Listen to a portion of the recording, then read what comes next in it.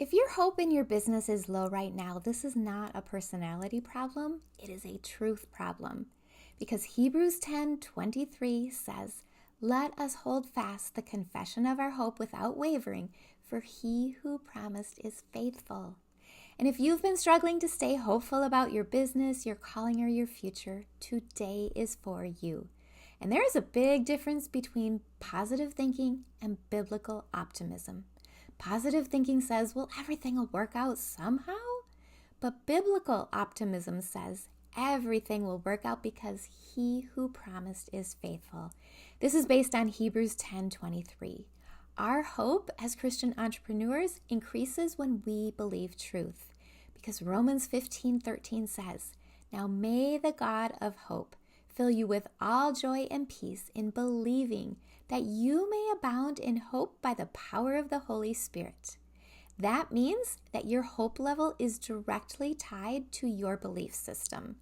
And this really matters when you are trying to grow a business while trusting God with your finances, your time, and your confidence. So when hope is low, you need to examine your inner thoughts. What are you believing? What are you rehearsing? What are those loops that are running in the background? Are you declaring truth or fear? Because Romans 12:2 reminds us that transformation comes from the renewing of our mind. And one of the most powerful ways we do this as Christian women in business is by speaking God's promises out loud over our work, our goals, our identity, and our future.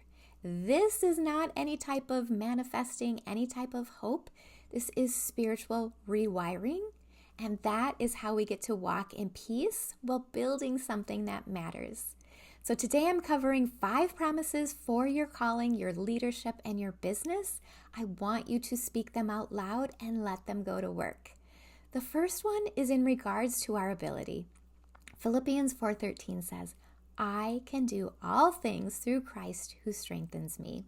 So our declaration is we're just going to thank you, Lord, that I have the supernatural ability for marketing, messaging, leadership, and sales.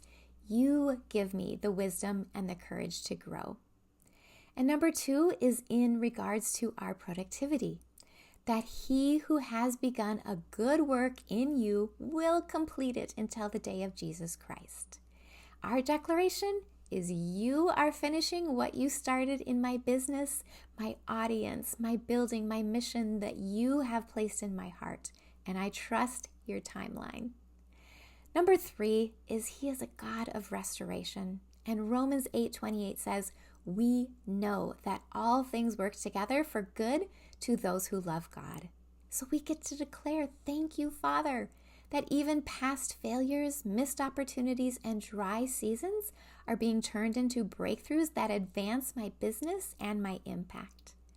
And number 4 is in regards to his provision.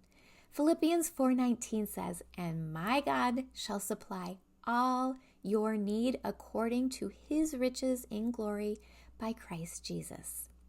So we get to declare, you, Lord, are meeting every need I have in this business.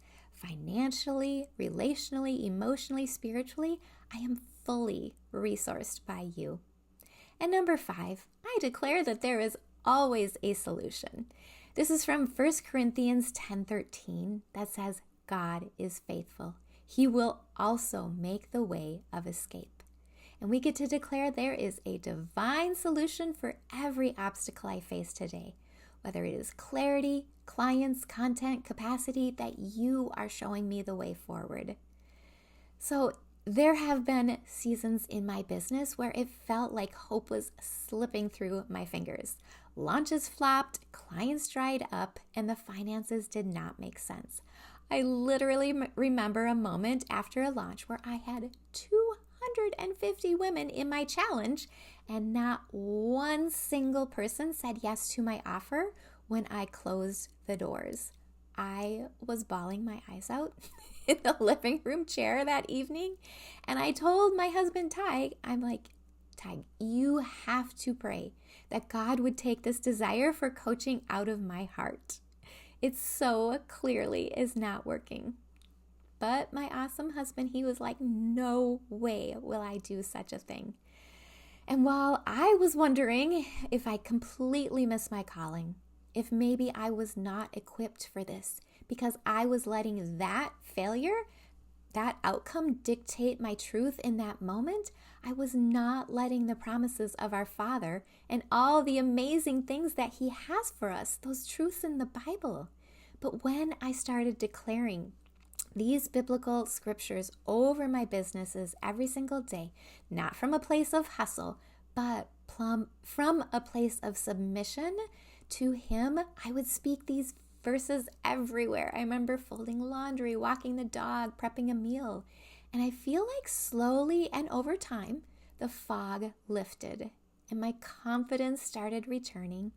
My mind aligned with God's vision and not my fear, which had gone rampant. And that is the power of biblical optimism. That's not fake positivity. It's truth spoken in faith, and it works. So let's pray. Lord, we just thank you that we get to hold fast to the confession of our hope, not because we feel strong, but because you are faithful.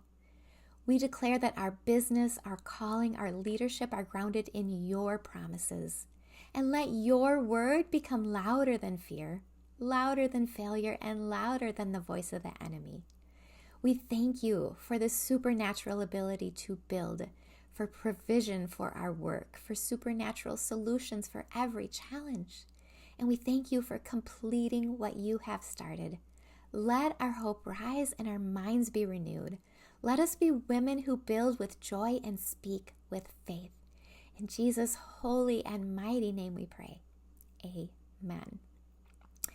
So our challenge for today is ask the Lord, which of these 5 promises do I need to anchor into this week? Write them down, post them in your workspace, speak it over your businesses at least 3 times a day, once in the morning, midday, and in the evening. This is not just supernatural busy work. I am actually hoping to rewire your brain with God's truth. And then just thank Him in advance that He is working behind the scenes. Gratitude activates faith. And if this stirred anything in your spirit, click like, subscribe, and send this video to another Christian women entrepreneur who needs this. If you are looking for mentorship, community, and a faith-based support for your business, come join us. We are in the Mindset and Marketing with God Skool group. You do not have to do this alone. God bless you, friend. I'm praying for you. Have a beautiful day.